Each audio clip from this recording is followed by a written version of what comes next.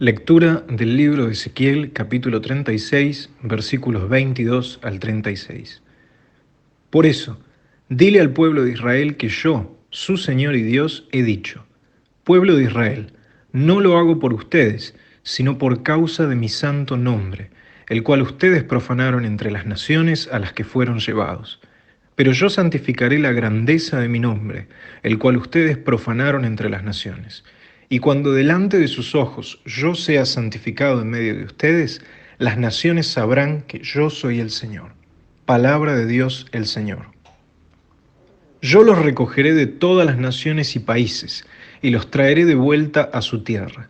Esparciré agua limpia sobre ustedes, y ustedes quedarán limpios de todas sus impurezas, pues los limpiaré de todos sus ídolos. Les daré un corazón nuevo, y pondré en ustedes un espíritu nuevo.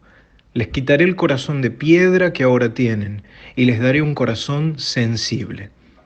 Pondré en ustedes mi espíritu y haré que cumplan mis estatutos y que obedezcan y pongan en práctica mis preceptos. Y ustedes habitarán en la tierra que les di a sus padres y serán mi pueblo, y yo seré su Dios. Yo los limpiaré de todas sus impurezas y haré que venga el trigo y lo multiplicaré para que no pasen hambre. Multiplicaré también el fruto de los árboles y el fruto de los campos, para que nunca más vuelvan a sufrir el oprobio de pasar hambre entre las naciones. Y ustedes se acordarán de su mal proceder y de sus malas acciones, y se avergonzarán de ustedes mismos y de las iniquidades y de los actos repugnantes que cometieron. Sépanse bien, pueblo de Israel, que no lo hago por ustedes, así que deben avergonzarse y sentirse mal por las iniquidades que han cometido. Palabra de Dios el Señor. Así ha dicho Dios el Señor: el día que yo los limpie de todas sus iniquidades, haré también que las ciudades vuelvan a ser habitadas y que las ruinas sean reconstruidas. La tierra asolada volverá a ser cultivada, en vez de permanecer asolada a la vista de los que pasan.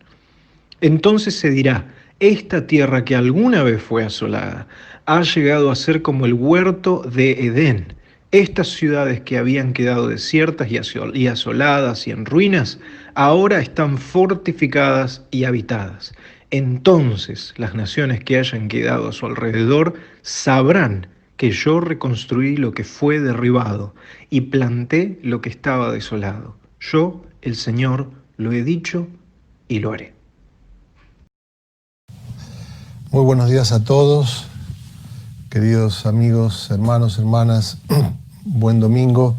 Yo acá celebrando este día especial con una taza de café y hoy tengo un cheesecake que hizo mi hija especialmente. No lo hizo para mí, lo hizo para Andrés, que cada domingo nos ayuda con la transmisión. Pero bueno, disfrutando. Anoche se quedó como hasta las 2 de la mañana, hoy la estoy ventilando por toda la red. Pero bueno, me llena de alegría verla a ella con tanta pasión, queriendo servir y ayudar. Pero bueno, estamos en esta mañana empezando una nueva serie, que en realidad la arrancamos el domingo pasado, acerca de los profetas y el mensaje de los profetas. En el Antiguo Testamento los profetas fueron unos personajes muy interesantes, usados por Dios en momentos muy, muy difíciles y muy particulares en la historia de la nación de Israel. Así que yo pensé que sería muy apropiado estudiar el mensaje de algunos de los profetas, especialmente los profetas que llaman del exilio. No todos los que vamos a estudiar son del exilio, pero estos profetas fueron claves en la historia de Israel. Y yo creo que esta serie nos va a ayudar a entender cómo el mensaje de Dios llegaba en momentos difíciles de la vida de la nación, trayendo respuestas a las preguntas de los porqués, ¿no? Nos ayudan a entender que la realidad que vivimos no se explica de una forma facilista. El profeta te trae un mensaje con múltiples visiones y explicaciones, que a veces yo creo que es complicado, ¿no? Pero habla de la profundidad y lo complejo de las situaciones que vivimos, y a veces el mal, cómo impacta, y la obra de Dios, cómo impacta de diferentes maneras. Así que nos ayudan a entender el por qué, nos ayudan a entender el qué esperar. La esperanza es un tema clave en el mensaje de los profetas. ¿Y cómo vivir la esperanza en tiempos fáciles? Bueno, eso no necesito que nadie me lo cuente, pero en tiempos difíciles vivir la esperanza y entender la esperanza, necesitamos el mensaje de la palabra de Dios. Los profetas son campeones para explicarnos la esperanza que debemos tener en estos tiempos difíciles. También nos ayudan a planificar. Los profetas anunciaban un futuro y preparaban al pueblo y los ayudaban a planificar. Hemos ya estudiado hace unos domingos atrás el mensaje del profeta Jeremías, allí cuando les manda una carta al pueblo que estaba cautivo y les dice, tienen que hacer esto, planifiquen de esta manera su futuro. De una forma muy, muy concreta, si no te animo para que lo puedas escuchar otra vez el mensaje. Así que el mensaje de los profetas nos pueden ayudar en este tiempo para pensar en nuestra realidad presente y también en nuestra restauración. Así que el profeta Ezequiel, lo estudiamos el domingo pasado, el capítulo 37, que entre paréntesis quiero volver a grabar ese mensaje porque lo hicimos algo un poquito breve, pero quiero volver a grabar ese mensaje, lo vamos a hacer quizás esta semana. Y hoy vamos a estudiar el capítulo 36, que probablemente sea el capítulo más rico teológicamente hablando, de profundidad teológica que tiene todo el Antiguo Testamento, o por lo menos todos los profetas. Este capítulo tiene una riqueza y una belleza enorme que lo queremos agotar en unos pocos minutos, vamos a hacer lo posible, pero este mensaje del capítulo 36 es como la síntesis de todo el mensaje del profeta Ezequiel. Y él está hablando acerca de la acción salvadora de Dios para su nación. La acción salvadora de Dios para su nación. Sintetiza qué es la salvación de Dios para una nación. Así que, wow, es un tema para meditar y para pensar. Leímos desde el capítulo 36, del versículo 16 al 36, en esta mañana. Y quiero que pensemos en términos de 3 o 4 ideas. En primer lugar, la necesidad de salvación. La necesidad de salvación. La primera parte, los versículos 16 al 21, allí el profeta comienza a recibe un mensaje de Dios. Y Dios le explica por qué el pueblo que estaba cautivo, ¿se acuerdan que lo hablábamos el domingo pasado? El pueblo de Israel en su gran mayoría estaba cautivo en Babilonia, habían sido llevados cautivos a Babilonia, habían invadido su tierra, los habían llevado de Jerusalén y de otras ciudades a Babilonia. Allí estaba Ezequiel, que había sido sacerdote. Allí estaba Daniel, otro de los profetas. Jeremías se había quedado en Jerusalén con los pobres. Había optado y había tomado esa decisión. Y el movimiento profético en el momento del exilio era riquísimo. Bueno, Ezequiel recibe la explicación de Dios de por qué el pueblo está en cautiverio. Y entonces estos versículos del 16 al 21 nos hablan del pecado de Israel. La razón es que ellos contaminaron, escucha esto, contaminaron la tierra con su idolatría, con poner a otros dioses en lugar del Dios. Y esta idolatría había generado que la sangre, pero literalmente la sangre de los sacrificios humanos, de niños, había manchado, había mancillado la tierra. Conectaba la acción del ser humano, del pueblo de Dios, con la realidad propia de la nación y de la tierra misma. Ahora, yo pienso de qué forma y tan vívida y tan real esto habla de nuestra propia realidad, lo que vemos que ocurre en nuestras naciones, como las acciones propias y las conductas, no de nuestros líderes solamente, de cada uno de nosotros, trae consecuencias a la tierra en la que vivimos, al lugar donde vivimos. Dios dice, ellos mancharon la tierra, contaminaron esa tierra. Hace alusión en los versículos 18 a los sacrificios humanos que habían cometido, es decir, una aberración tal que Dios tenía que intervenir. Dios, no era arbitraria la acción de Dios. El Señor de la historia tiene que hacer justicia. ¿Se entiende esto, no? Ahora, ese castigo había sido propinado por el Señor haciendo que llegaran a las últimas consecuencias de lo que habían hecho. Vino la invasión, se los llevan exiliados. Y el mensaje es alienación. Alienación. Una alienación de la tierra, una alienación de unos con otros y una alienación por sobre todas las cosas con Dios. Y el versículo 20 dice que allí las naciones, cuando veían esto que había ocurrido con el pueblo de Israel, decían, pero acá hay algo extraño, ¿dónde está este Dios? ¿O este Dios no es soberano? ¿O este Dios los abandonó? ¿Qué está pasando con este Dios? ¿Los dioses enemigos pudieron más que este Dios de Israel? Y esto le apena a Dios. A Dios, dice en el versículo 21 allí, dice que a Dios le trajo dolor, dice, he tenido el dolor al ver mi santo nombre profanado por la casa de Israel. Qué maravilloso mensaje para describir lo que habíamos visto el domingo pasado, un valle de huesos secos que han recibido el juicio y están allí a la intemperie, no han podido ser enterrados por causa de sus propias conductas, por causa de sus propias realidades. Y esto, Dios está planteando la base para decir, hay una necesidad de salvación que el ser humano no puede proveer para sí mismo, que Israel no podía proveer para sí mismo, que Dios solamente podía solucionar. Ahora, en primer lugar, esa realidad o esa situación de injusticia tenía que ver en primer lugar con esa relación rota con Dios. Ahí arranca todo, por eso menciona por allí el tema de los ídolos, en el versículo 18, con sus ídolos la contaminaron. Es el mensaje de toda la Biblia, es poner a otras cosas en nuestra vida como el centro en lugar de Dios. Y esto genera toda clase de disrupciones, de alienaciones, de injusticia y de violencia. Y Dios tiene que actuar. Gracias a Dios que Él actúa. Gracias a Dios que Él es un Dios de justicia.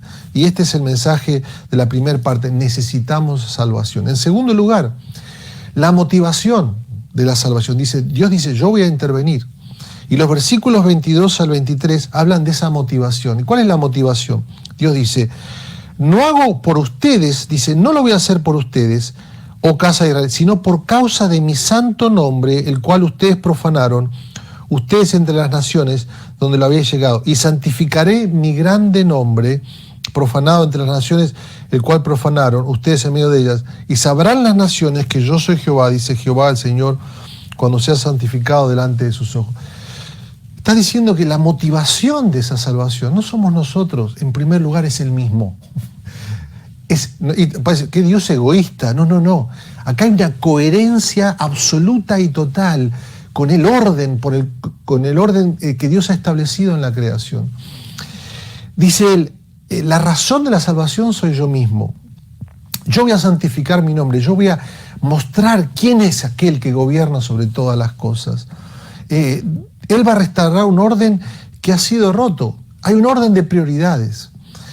Y cuando ese orden de prioridades es alterado, ocurre todo lo que ocurrió. Pero ese orden debe ser restaurado. Y Dios debe estar allí. Y nos dice, la salvación es mía. La salvación viene de mí. Él es el autor de esa salvación. Como dice allí, estaba leyendo un autor, no podemos hacer nada para ganarnos nuestra salvación. Eso es lo que dice. Yo tomo la iniciativa por mí mismo, para mi propia gloria, para mostrar quién soy yo, aquel que he creado todas las cosas, y que si esas prioridades no están rondando en torno a mí, entonces no existe posibilidad de salvación. Qué hermoso es pensar, estaba leyendo este autor, C.S. Lewis, y voy a leerles una frase muy, muy cortita, donde él nos invita a pensar de esta manera. Dice así, en este sentido, dice, nuestro yo real nos espera en Cristo. Nada bueno resulta de tratar de ser uno mismo sin Cristo. Es cuando nos volvemos a Cristo, cuando le entregamos nuestro yo a su personalidad, cuando de veras empezamos a tener por primera vez una personalidad propia. Dios está diciendo, yo soy el sol. Yo soy la fuente de vida. Perdón por la metáfora, porque Dios es mucho más que el sol. Pero ¿qué sería este mundo sin el sol? El sol trae toda la cadena y la realidad de la vida. Sin el sol moriría todo lo demás. Y Dios dice, yo soy el sol de todo el universo. Y en función de mí y de mi propia vida es que todas las demás vidas pueden ser realidad y pueden acabarse. O como por ejemplo dice C.S. Lewis también, la sal en relación con la comida. ¿Qué hace la sal? Resalta los sabores. Y Dios es esa sal, Dios es esa luz, Dios es ese ser a partir del cual todo lo demás se define. Yo necesito referenciar mi vida en cuanto a Él para que mi vida tenga sentido. Cuando yo miro a ese sol, mi vida tiene vida. Cuando yo me encuentro en Cristo, mi yo verdadero se encuentra. Yo realmente llego a ser quien soy cuando me acerco a Jesucristo. Y esto es lo que Dios dice, yo debo restaurar primero mi gloria. Lo hago porque debo restaurar mi santidad en toda la creación. Cuando esto lo haga, el sol brillará sobre toda la humanidad y entonces adquirirá la verdadera salvación. Qué hermoso, qué tremendo saber que la salvación no depende de nosotros, que la salvación es del Señor. Fíjate, después léelo, cuántas veces dice yo. Dios es el centro de todo lo que ocurre. La salvación viene del Señor. Ahora, en tercer lugar, y dice aquí los versículos 24 al 27, ¿cuál es la acción salvífica del Señor? ¿Qué es lo que Dios hace? Bueno, hablamos de la necesidad, hablamos de la motivación, este es Dios el que lo hace, pero ¿qué es lo que hace? Y los versículos 24 al 27, quiero que los leas después, yo te los voy cantando. Y te digo una cosa, nosotros cuando estamos enseñando la Escritura, dejamos que la Escritura gobierne nuestro mensaje. ¿Está bien? O sea, si querés que te cuente un chiste, después nos juntamos un día y te cuento. No es que no vamos a contar chistes, pero para mí la Escritura es central. Esto es lo que va a cambiar tu vida, no que yo te cuente una buena historia. Si esta historia tiene que ver con la Escritura, es buenísimo. Ayuda a que entenderlo mejor y más profundamente. Pero quiero ir recorriendo verso por verso estos bloques. Cada vez que leemos la Escritura hacemos eso, ¿está bien? Vamos recorriendo párrafo por párrafo, porque entendemos que la palabra de Dios es central al cambio en nuestras vidas. Entonces, ahora sí, recorremos estos 3 versículos en la acción salvífica de Dios. Ahora, ojalá pudiera meterme solamente en esto y poder solamente predicar de esto en lo que queda de tiempo, pero es la profundidad y la riqueza de lo que Dios hace. Es tremendo. Dios dice, mi salvación es tan grande que tengo que describirla con 4 o 5 formas, por lo menos acá hay muchas más que lo describe la Biblia. Acá lo describe en términos de 4 palabras: rescate, purificación regeneración e inspiración o infusión del Espíritu Santo. Tendría que hablar solo un mensaje de estas 4 cosas, pero vamos a recorrerlas rápidamente. En primer lugar dice, yo los tomaré de las naciones y los recogeré de las tierras y os traeré otra vez a vuestro país. ¿Qué dice Dios? Yo te voy a rescatar. Mi salvación se define en términos de rescate. Estaban allí esclavos en otras naciones, esparcidos. Dice, yo los voy a rescatar. Casi la idea es como que una mano que se extiende los toma y los trae a la tierra, al lugar de la pertenencia, al lugar de la libertad, al lugar del encuentro, al lugar de la comunión. Este es Dios, esto es lo que Él hace con nosotros. Él nos rescata. Él nos rescata de la esclavitud. Él nos rescata de la alienación. Él nos rescata de la lejanía. Él nos toma de tierras lejanas, de realidades lejanas, lejanas de Dios, lejanas de la vida. Él nos rescata y nos trae al lugar de la pertenencia y de la libertad. A un pueblo que era esclavo, Dios le trae la libertad. Qué hermoso, ¿eh? Segunda cosa que Dios hace, en esta riqueza de su salvación, nos purifica. Fíjense cómo dice allí, esparciré sobre ustedes agua limpia y serán limpiados de todas sus inmundicias y de todos sus ídolos los limpiaré. Aquí está asumiendo algo tremendo, que hay una realidad de impureza en nosotros en relación con Dios. Ahora uno dice, esto es una religión opresiva, estamos viviendo en una cultura donde tenemos que liberarnos. Estaba leyendo este autor, que me han escuchado quizás mencionarlo varias veces, acerca de cómo ser libres de la culpa, y dice, la culpa es una realidad innata al ser humano. Estamos viviendo en una sociedad donde todo el mundo te dice tenés que librarte de las culpas, todas las terapias tienen que ver con librarte de la culpa, y una vez que nos hemos librado de todas las culpas opresoras, seguimos sintiéndonos culpables. Y Thomas Ogden dice, este autor, dice que en realidad quizás la culpa es algo que tiene que ver con nuestra condición de seres humanos, necesitados de un perdón, necesitados de un perdón que no nos podemos dar a nosotros mismos, ni otro me lo puede dar, que un ser superior, trascendente, un creador, solamente nos puede dar. Y entonces él comienza a hablar acerca de que esta culpa en nosotros no la podemos reprimir y no la podemos callar. Esta culpa nos está diciendo cuánto necesitamos de un perdón que solamente Dios nos puede dar. Esta culpa nos dice que nuestros ídolos, que le hemos fracasado a nuestros ídolos, a nuestras carreras, a nuestros padres, a nuestra propia vida, a nuestras promesas, le hemos fracasado y nos sentimos culpables, pero apuntan a una culpa mucho más profunda, que le hemos fallado a Dios y que solamente Dios nos puede perdonar. Y en términos de aquí de Ezequiel, habla de purificación. ¿Por qué? Porque está mezclando esta idea de agua limpia, pero también habla de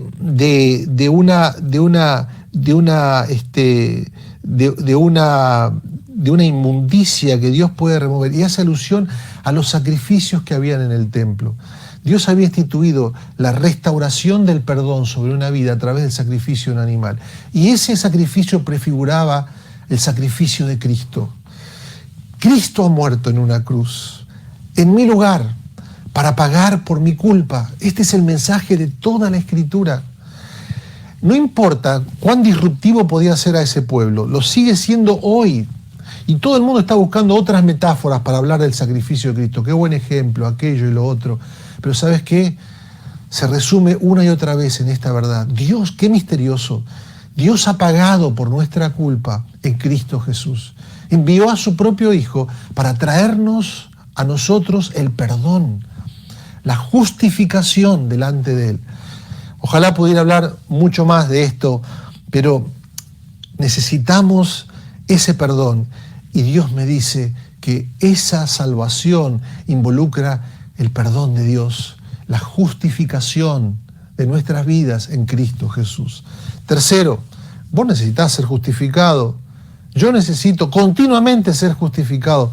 Necesitamos el perdón de Dios. En tercer lugar, la regeneración. Versículo 26. Y este es por ahí el mensaje más central de todo lo central que es el capítulo.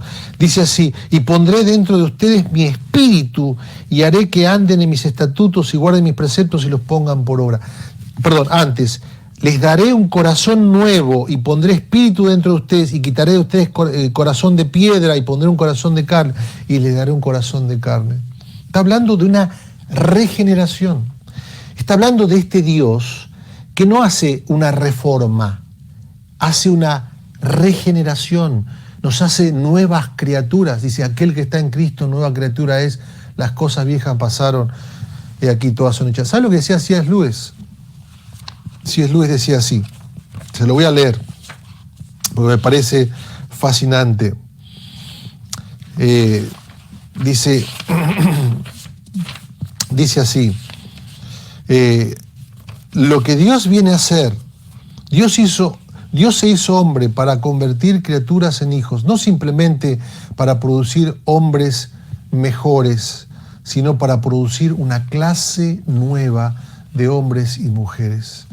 Dios vino y la salvación de Dios es tan tremenda que produce una transformación, nos transforma en una nueva criatura. Ahora Jesús le habló de esto a Nicodemo, le dijo, es necesario nacer de nuevo. La Biblia lo llama a esto nuevo nacimiento. El nuevo nacimiento es esa regeneración que Dios hace en nosotros, conectada con lo siguiente, con la infusión de su Espíritu. Dice, y pondré mi Espíritu en ustedes. Esta regeneración, este nuevo corazón, esta transformación de adentro hacia afuera, tiene que ver también con la venida del Espíritu que habita en nosotros. Un misterio, pero una profundidad tan grande y poderosa. ¿Sabe lo que necesita Argentina? Necesita seres humanos. No necesitamos un programa nuevo de economía. Estoy cansado, usted está cansado de escuchar nuevos programas de economía, a ver qué van a hacer y cómo vamos a salir adelante. Necesitamos una nación con corazón, con gente que tenga corazones nuevos, transformados. El mensaje de toda la Biblia es: Dios viene no para reformar la humanidad, sino para transformar la humanidad. Yo recuerdo cuando abrimos por primera vez una de nuestras congregaciones, el primer mensaje que prediqué estaba conectado con Juan capítulo 3, cuando Jesús se aparece a un líder de la sociedad, como era Nicodemo, y le dijo: ¿sabes qué? Es necesario nacer de nuevo. Es necesario que el encuentro con Dios sea tan real y poderoso que mi vida sea transformada de una forma radical. Hay cosas en mi vida y en tu vida que no pueden cambiar, no van a cambiar. La Biblia dice que estamos muertos, literalmente muertos, separados de Dios. Solo Dios puede revivir nuestras vidas. Hijo mío, dame tu corazón para que yo pueda cambiarlo. Mi abuelo me regaló una vez un cuadrito, lo tengo ahí, algún día te lo muestro, que dice de un lado el proverbio: hijo mío, dame tu corazón, y del otro lado estaba mi respuesta. La que yo debía hacer, Marcelo adolescente, la que vos debes hacer: tómalo, Señor, es tuyo. Hoy es tiempo de renovarnos en el poder de Dios. Entrégale tu corazón al Señor. Bueno, no puedo hablar mucho más de esto, tenemos que terminar, pero quiero decirte los versículos finales, las consecuencias de la acción de Dios, versículos 28 hasta el 36. Después léelo tranquila allí, pero te los menciono rápidamente. En primer lugar, un pueblo. Mirá lo que dice el versículo 28. Dice: habitaréis en la tierra que di a ustedes, a sus padres, y ustedes me serán por pueblo y yo seré a ustedes por Dios. ¿Sabe cuál es la consecuencia de la salvación de Dios? Es que Dios crea un reino, crea una nueva nación, crea una nueva comunidad. Eso es la iglesia. Eso es la iglesia.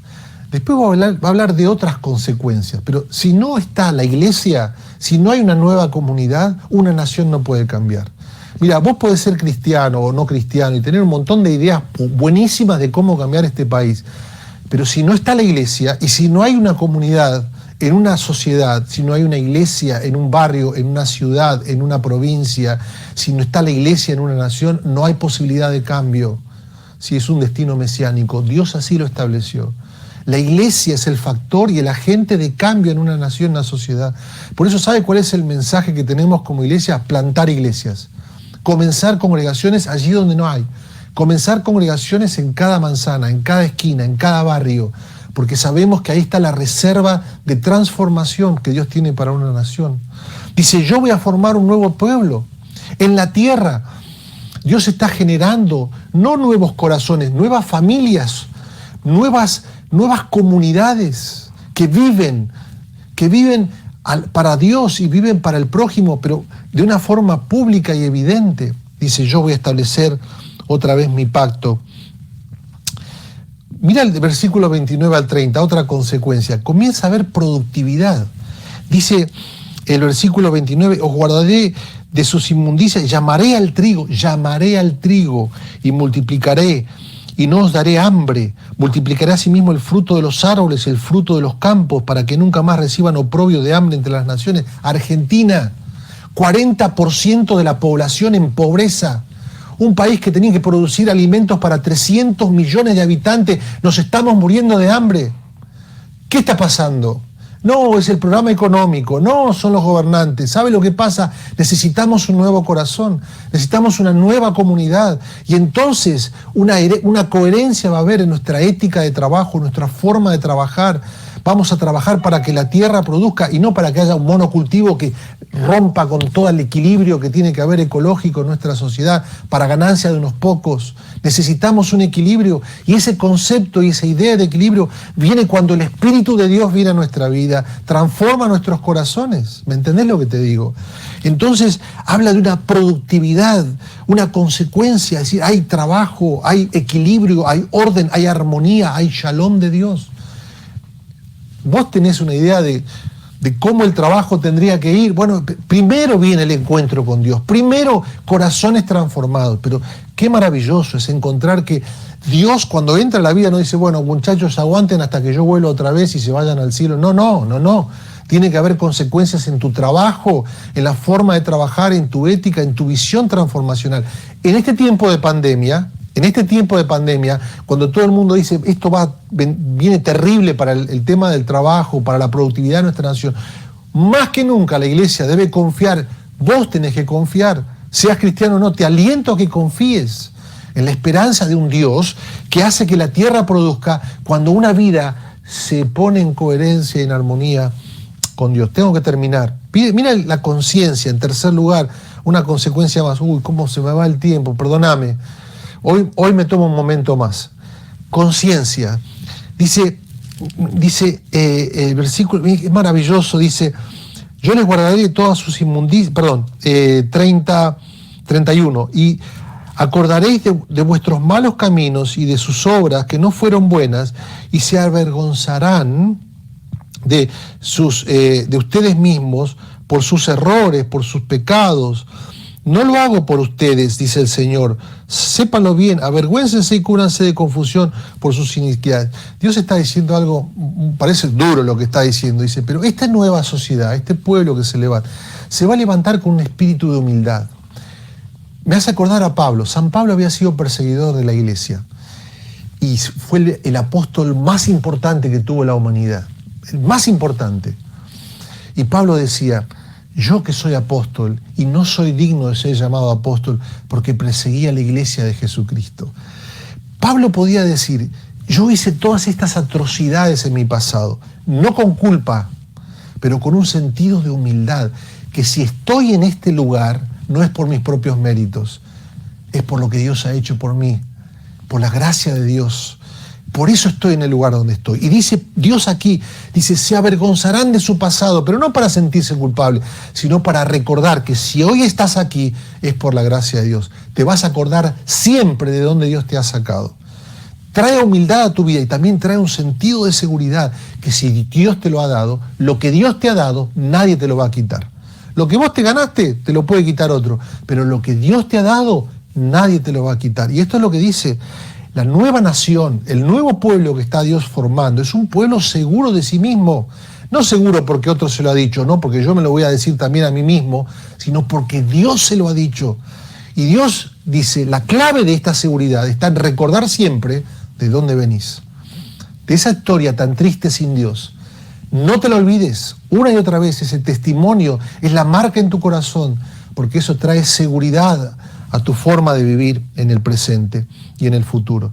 Y termino con esta última verdad, después léelo en tu vida. Dice, las ciudades, versículo 33 en adelante, las ciudades son habitadas, son restauradas, la tierra es labrada, hay un equilibrio maravilloso entre ciudad y campo, una armonía edénica, casi como que el mandato cultural, ese mandato que Dios le dijo a Adán y Eva, llenen la tierra y sojúzguenla o ejerzan autoridad, está aquí armonizada. Este Dios que restaura trae un equilibrio, una armonía, ciudades que son levantadas, habitadas, y la tierra cultivada y labrada, una armonía hermosa y tremenda, como consecuencia de un nuevo corazón. Este es el testimonio. Dice, y sabrán que yo soy Dios. Y sabrán quién es el gran Dios que ha hecho estas cosas. ¿Vos sabés quién es este Dios? ¿Lo has conocido? ¿Es este Dios el que vos decís que conocés, el que te da esta visión tremenda y maravillosa de la salvación de Dios para una nación? Tengo que terminar. Medita en este texto y nos encontramos el domingo que viene otra vez. ¿Vamos a orar? Señor, te damos gracias por tu palabra. Ponemos en tus manos en esta mañana nuestras vidas. Salva mi vida, salva mi familia, salva nuestra Argentina, salva nuestra Latinoamérica. Lo pedimos en el nombre del Padre, del Hijo y del Espíritu Santo. Amén y amén.